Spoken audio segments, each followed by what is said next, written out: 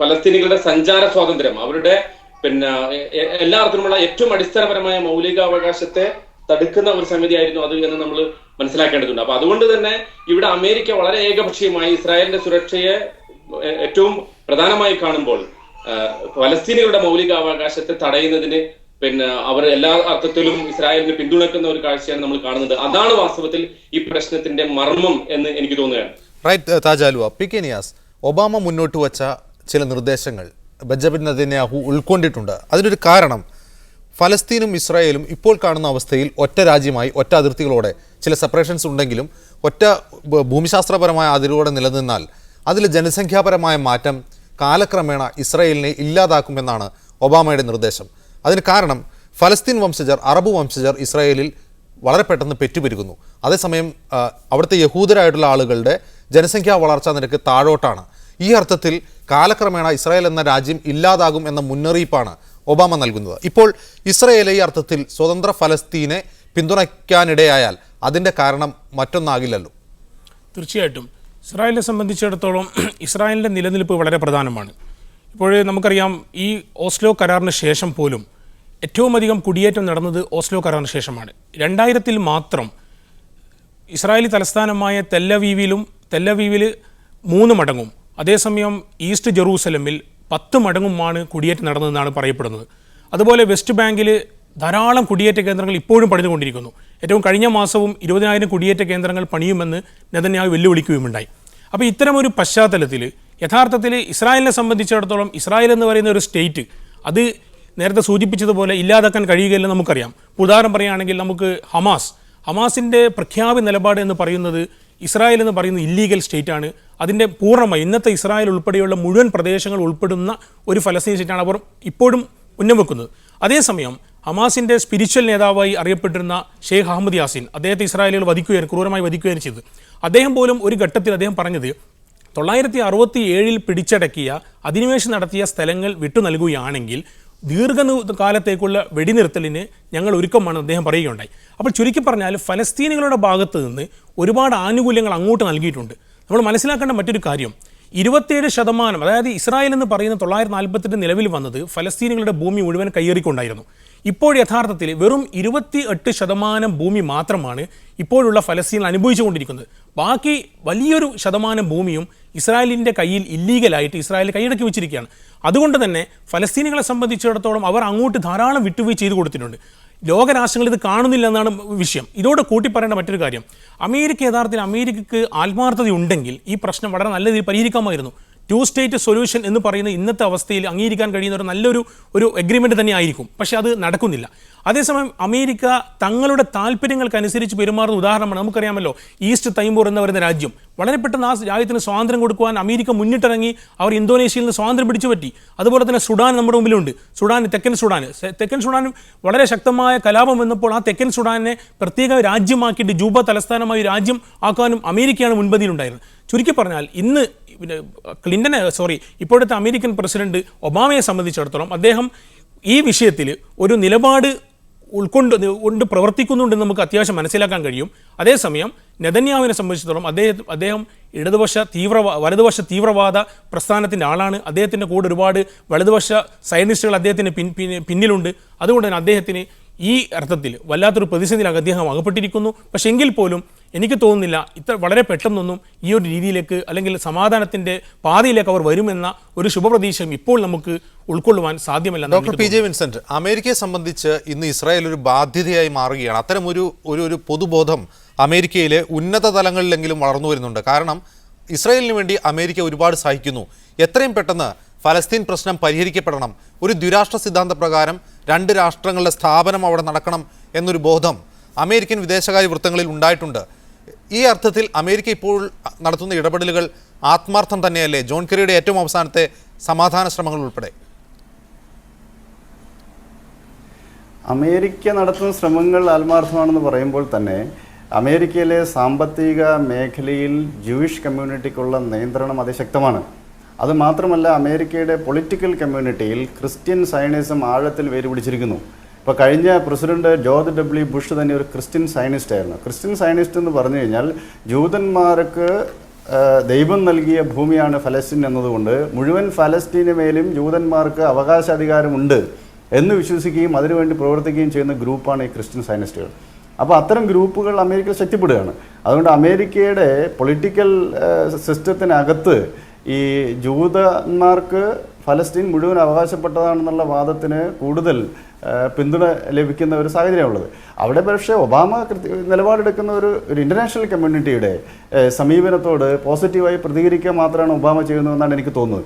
മാത്രമല്ല 2006 രണ്ടാമത് അവിടെ തിരഞ്ഞെടുപ്പ് നടക്കുന്നത്. 1996 ഇസ്രായേലിൻ്റെ അസ്തിത്വത്തെ ഞങ്ങൾ അംഗീകരിക്കുന്നില്ല എന്ന് പറഞ്ഞുകൊണ്ട് ഹമാസ് എന്ന് പറഞ്ഞ പാർട്ടിയും ഇസ്ലാമിക് ജിഹാദും Popular Front for the Liberation of ഫലസ്തീനും ഓസ്ലോ കരാറിനെ എതിർത്തു. പക്ഷേ 2006 ആയപ്പോഴേക്കും ഇന്നത്തെ ഇസ്രായേലിനെ അംഗീകരിച്ചുകൊണ്ട് തന്നെ ഫലസ്തീൻ പ്രശ്നത്തിന് ഒരു പരിഹാരമുണ്ടാക്കണം എന്ന സമീപനം സ്വീകരിച്ചുകൊണ്ട് ഹമാസ് തെരഞ്ഞെടുപ്പിൽ പങ്കെടുത്തു. അപ്പോൾ 2006 തെരഞ്ഞെടുപ്പിൽ 232 അസംബ്ലികളിൽ 74 വിജയിച്ചുകൊണ്ട് ഒന്നാം സ്ഥാനത്തേക്ക് ഹമാസ് വന്നു. പക്ഷേ ഹമാസിൻ്റെ ഗവൺമെൻറ്റിനെയോ ആ തെരഞ്ഞെടുപ്പിനെയോ അംഗീകരിക്കാൻ പാശ്ചാത്യ മാധ്യമങ്ങൾ ഇസ്രായേലും തയ്യാറായില്ല എന്ന് മാത്രമല്ല തെരഞ്ഞെടുക്കപ്പെട്ട പല അംഗങ്ങളെയും ഇസ്രായേലെ അറസ്റ്റ് ചെയ്ത് ജയിലിൽ വയ്ക്കുന്ന അവസ്ഥയുണ്ടായി. മാത്രമല്ല 93 കരാറിലൊരു പ്രധാനപ്പെട്ട വകുപ്പ് തന്നെ IDF പിന്മാറും എന്നുള്ളതാണ്, ഇസ്രായേലി ഡിഫൻസ് ഫോഴ്സ്. പക്ഷേ 60% പ്രദേശങ്ങളിൽ ഇപ്പോഴും IDFൻ്റെ സ്വാധീനമുണ്ട്. അപ്പോൾ IDF പൂർണ്ണമായി മാറുന്നില്ല. ഇസ്രായേലിൻ്റെ നിയന്ത്രണത്തിലാണ് ഈ പ്രദേശങ്ങളെല്ലാം.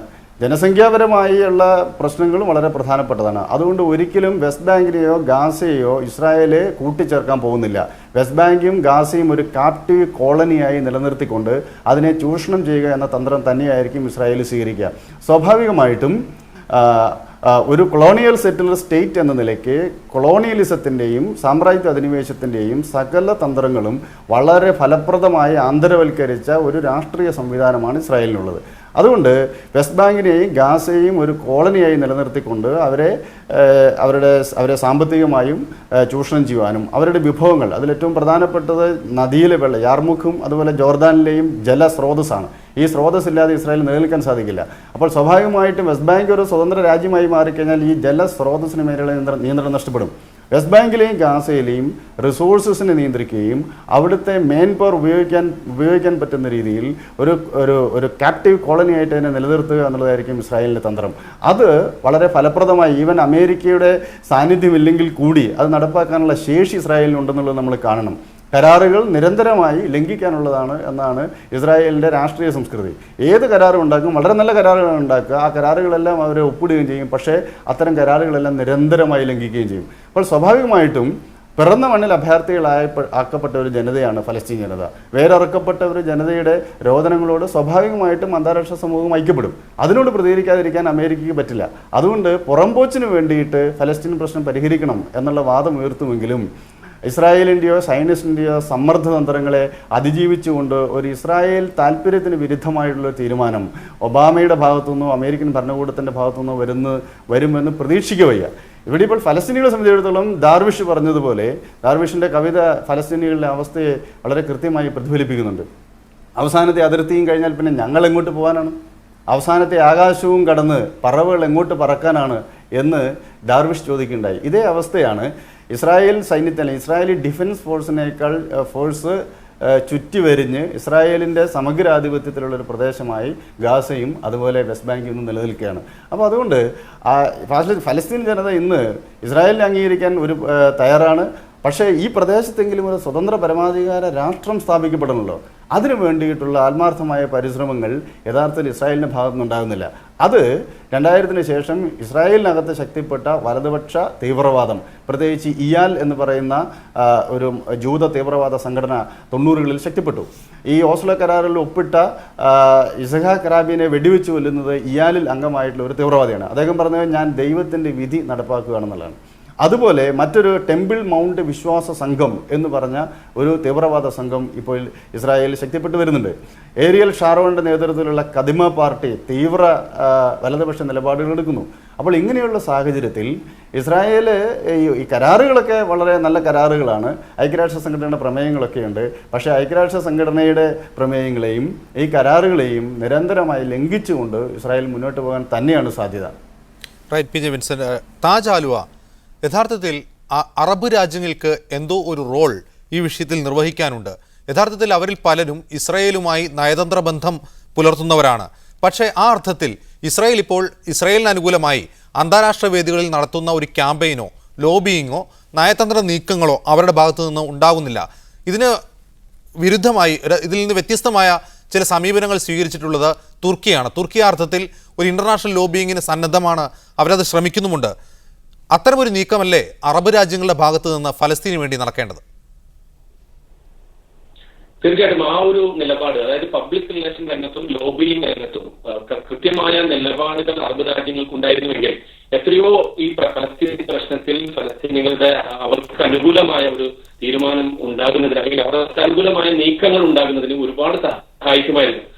ആ ഒരു വശത്തെ തീരെ അവഗണിച്ചിട്ടുള്ള ഒരു നിലപാട് ആണ് വാസ്തവത്തിൽ മിക്ക അറബ് രാഷ്ട്രങ്ങളുടെ ഭാഗത്തുനിന്നും ഉണ്ടാകുന്നത് എന്നത് വളരെ ഖേദകരമായ ഒരു സംഗതിയാണ്. പ്രത്യേകിച്ചും ഇസ്രായേൽ നടത്തുന്ന ലോബിയിങ്, പ്രത്യേകിച്ച് പബ്ലിക് റിലേഷൻ രംഗത്ത് അവരുടെ ഈ ഫലസ്തീൻ പ്രശ്നത്തെ കുറച്ച് റോക്കറ്റുകൾ ഹമാസ് ഇസ്രായേലിലേക്ക് വിടുമ്പോഴേക്കും അതിന്റെ ഒരു ദുരന്ത വ്യാപകമായ അല്ലെങ്കിൽ ദൂരവ്യാപകമായ ഫലങ്ങളെ കുറിച്ചും അത് ഇസ്രായേലിന്റെ സുരക്ഷയെ എങ്ങനെ ബാധിക്കുന്നു എന്ന അർത്ഥത്തിലുള്ള റിപ്പോർട്ടുകളും അതുപോലെ അതിന്റെ ഒരുപാട് ദൃശ്യങ്ങളും ഒക്കെ മാധ്യമങ്ങൾ ഇങ്ങനെ വല്ലാതെ എടുത്തു കാണിക്കുകയും അതൊരു പ്രശ്നമായി അവതരിപ്പിക്കുകയും ചെയ്യുമ്പോൾ ഇസ്രായേലിന്റെ അക്രമങ്ങളിൽ പിടയുന്ന അല്ലെങ്കിൽ അതുകൊണ്ട് അവരുടെ ആ ഉപരോധം മുഖേന കഷ്ടപ്പെടുന്ന, നമ്മൾ മനസ്സിലാക്കേണ്ട ഒരു സംഗതി, ഗസ എന്ന് പറയുന്ന ലോകത്തെ ഏറ്റവും കൂടുതൽ ജനസാന്ദ്രതയുള്ള ഒരു പ്രദേശമാണ് ഈ ഗസ.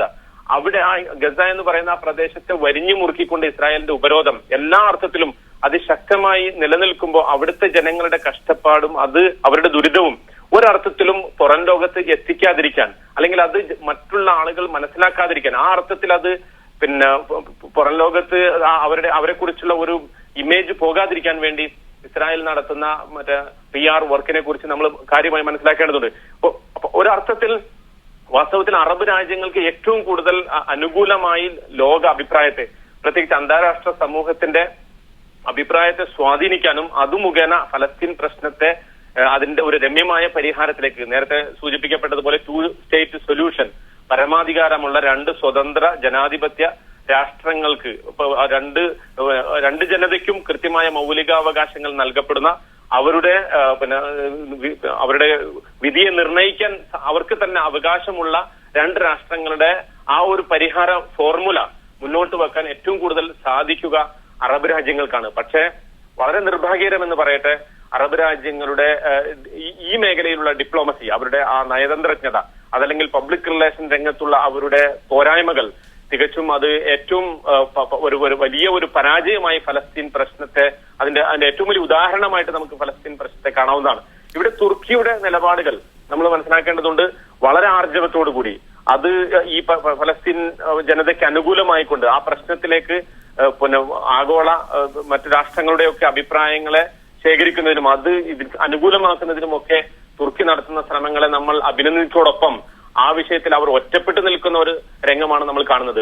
ഒരർത്ഥത്തിൽ പറഞ്ഞാൽ ഇപ്പോ ഈജിപ്തിനെ പോലെയുള്ള രാജ്യങ്ങൾക്ക് ഇതിൽ കാര്യമായ പങ്ക് വഹിക്കാൻ സാധിക്കേണ്ടതായിരുന്നു ഒരർത്ഥത്തിൽ. കാരണം ഈജിപ്താണ് ഇന്ന് മിഡിൽ ഈസ്റ്റ് മേഖലയിൽ, മധ്യപൂർവ്വ മേഖലയിൽ ഏറ്റവും കൂടുതൽ ആ അർത്ഥത്തിൽ സ്വാധീനമുള്ള ഒരു രാജ്യം. അൻവർ സാദാത്തും അതുപോലുള്ള ഹുസ്നി മുബാറക്കും ഒക്കെ ഒരു കാലഘട്ടത്തിൽ അവർക്ക് ചെയ്യാമായിരുന്ന സംഗതികളെ അവർ വാസ്തവത്തിൽ അമേരിക്കയോടുള്ള വിധേയത്വം കൊണ്ട് അമേരിക്കക്ക് അനുകൂലമായ അല്ലെങ്കിൽ ഇസ്രായേലിന് തന്നെ അനുകൂലമായ നിലപാടുകൾ കൊണ്ട് അവർക്ക് ലഭിച്ച സുവർണ അവസരങ്ങളെ അവർ പലപ്പോഴും കളഞ്ഞു കുടിച്ചിട്ടുണ്ട്. ഉദാഹരണത്തിന് 1973 യുദ്ധത്തിൽ ഇസ്രായേലും ഈജിപ്തും ഒക്കെ ഉൾപ്പെട്ട ആ യുദ്ധത്തിൽ ഇസ്രായേലിന് സിനായ് പ്രദേശത്ത് ഏറ്റ ആ അടി വളരെ പരാജയം രുചിക്കുമെന്ന ഒരു ഘട്ടം വരെ എത്തിയപ്പോഴൊക്കെ വളരെ ഫലസ്തീൻ പ്രശ്നത്തെ ഫലസ്തീനികൾക്ക് അനുകൂലമാക്കി മാറ്റാൻ പറ്റുന്ന ഒരു സാഹചര്യം ഉണ്ടായിരുന്നു. പക്ഷെ അപ്പോൾ പോലും ആ സാഹചര്യങ്ങൾ ഉപയോഗപ്പെടുത്താതെ അതിന് ശേഷമുണ്ടായ അത്തരം അവസരങ്ങളെയൊക്കെ സ്വന്തം താല്പര്യങ്ങൾക്ക് വേണ്ടി അതല്ലെങ്കിൽ അവരുടേതായ പ്രത്യേകമായ അജണ്ടകൾക്ക് വേണ്ടി അവർ ദുരുപയോഗം ചെയ്തതിന്റെ ഫലം ഒരർത്ഥത്തിൽ ഇന്ന് ഫലസ്തീനികൾ അനുഭവിക്കുന്നു എന്ന് നമ്മൾ കാണേണ്ടതുണ്ട്.